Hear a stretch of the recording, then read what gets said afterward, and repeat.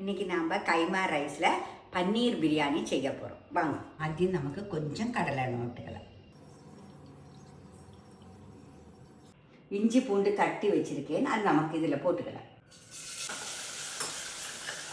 புதினா இலை கொஞ்சம் எடுத்து வச்சுருக்கேன், தக்காளி 2 எண்ணம் எடுத்து வச்சுருக்கேன், பிரியாணி இலை ஒன்று எடுத்து வச்சுருக்கேன், கேரட்டும் பீன்ஸும் நறுக்கி வச்சுருக்கேன், கொடமிளகாய் எடுத்து வச்சுருக்கேன், பெரிய சவாளை எடுத்து வச்சுருக்கேன். இஞ்சியும் வெளுத்துள்ளியும் நல்ல சுவந்தாச்சு. இது நமக்கு இந்த மலைக்கறியை போட்டுக்கலாம்.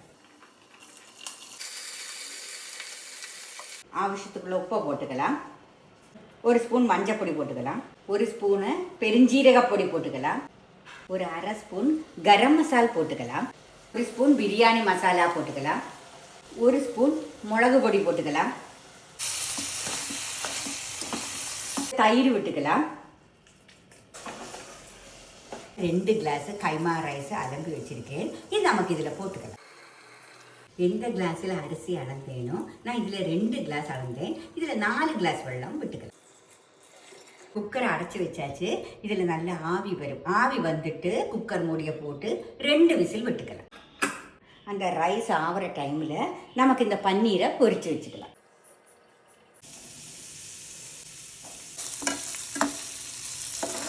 ரைஸ் நல்லா ரெடி ஆயாச்சு. நீ நமக்கு பன்னீரை போட்டுக்கலாம். பன்னீர் பிரியாணி ரெடி ஆயாச்சு. நீங்கள் செய்து பார்த்துட்டு பிடிச்சிருந்தேன்னா லைக் பண்ணுங்கள்.